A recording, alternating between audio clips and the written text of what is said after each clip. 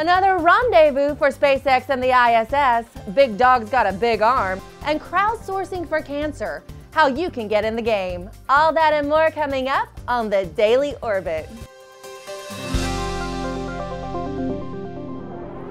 Hello and welcome to the Daily Orbit. I'm Emerald Robinson. A resupply mission to the International Space Station got a little hairy for the SpaceX Dragon capsule over the weekend. But the spacecraft finally was able to rendezvous with the ISS early Sunday morning. Carrying 2,300 pounds of supplies, parts, and scientific equipment, the Dragon capsule experienced issues with its thruster pods after Friday's launch. After they got the thrusters back on track, the crew used the ISS's robotic arm to capture the capsule.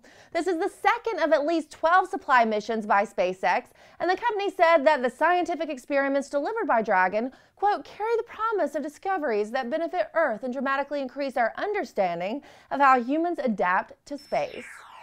BigDog can throw. That's DARPA's four-legged robot called BigDog, and boy does he have an arm on him, tossing cinderblocks as far as 30 feet.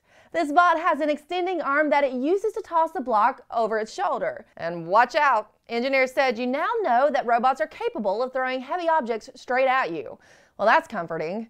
Developers say that this throwing arm can be used to move small obstacles out of the way or hurl heavy objects, i.e. cinderblocks, at the enemy. Although the primary use of this 1 meter tall, 240 pound locomotive robot is to carry supplies and perform search and rescue missions. And just what do they see for the future of robots? Robot pets, shopping robots, robots to help on building sites, and even one day possibly robot racing.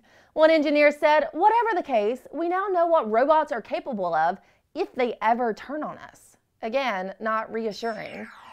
A croc got caught with his hand in the cookie jar. Well, actually his tooth embedded in the femur of a baby dinosaur fossil. The fossil of a newly discovered juvenile dino was found in the Grand Staircase Escalante National Monument Park in Utah. Paleontologists said that these small dinosaurs were about 3 to 6 feet in length. This new find suggested that these small herbivorous dinos were the prey of the ancestors of modern crocodiles, the crocodiliforms. This is the first fossil evidence of prehistoric crocodiliforms feeding on small dinosaurs. It must have been tough being a baby dino, everybody wanting you for dinner.